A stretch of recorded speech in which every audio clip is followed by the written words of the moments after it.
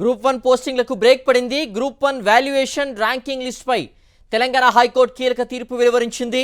మార్చి 10న ఇచ్చిన ఫలితాల ఆధారంగా ప్రకటించిన జనరల్ ర్యాంకింగ్ లిస్ట్ మార్కుల జాబితాను ఉన్నత న్యాయస్థానం రద్దు చేసింది. సంజయ్ వర్సెస్ యూపీఎస్సీ కేసులో సుప్రీంకోర్టు ఇచ్చిన మార్గదర్శకాల ప్రకారం రీవాల్యుయేషన్ జరపాలని టీజీపీఎస్సీని హైకోర్టు ఆదేశించింది. ఈ ప్రక్రియను 8 నెలల్లోపు పూర్తి చేయాలని హైకోర్టు స్పష్టం చేసింది. ఇలా చేయని పక్షంలో మెయిన్స్ పరీక్షలు రద్దు చేయాల్సి వస్తుందని ఉన్నత న్యాయస్థానం వ్యాఖ్యానించింది. దీంతో ఎంపికై సర్టిఫికేట్ వెరిఫికేషన్ పూర్తయిన అభ్యర్థులకు చుక్కెదురున్నట్లయింది. ఉమ్మడి రాష్ట్రంలో చివరిసారిగా 2011లో గ్రూప్ 1 నోటిఫికేషన్ వెలువడింది.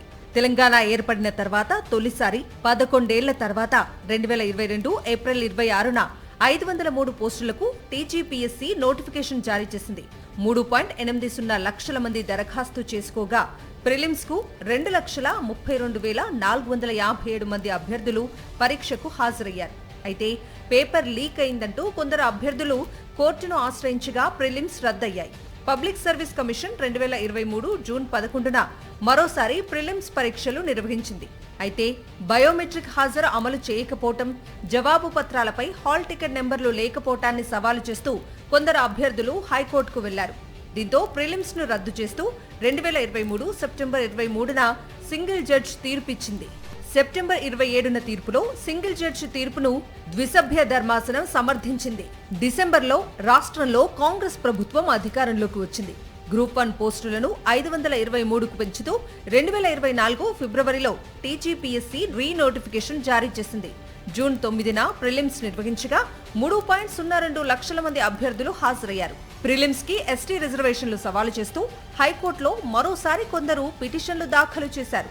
అయితే ఈసారి జోక్యం చేసుకునేందుకు హైకోర్టు, సుప్రీంకోర్టు నిరాకరించాయి.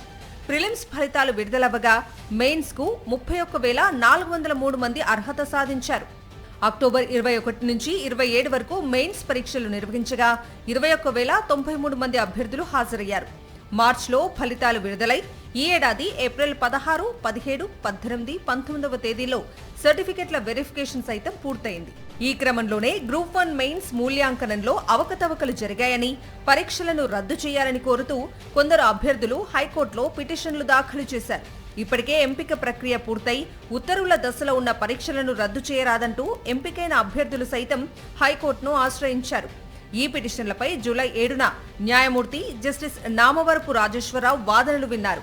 ఈ మేరకు తాజాగా తీర్పు వెలువరించారు. అవకతవకలకు తావు లేకుండా రీవాల్యుయేషన్ చేయాలని, ఆ తరువాతే ఫలితాలు వెల్లడించాలని హైకోర్టు ఆదేశించింది. లేదంటే మరోసారి మెయిన్స్ పరీక్షలు రద్దు చేయాల్సి వస్తుందని హైకోర్టు వ్యాఖ్యానించింది.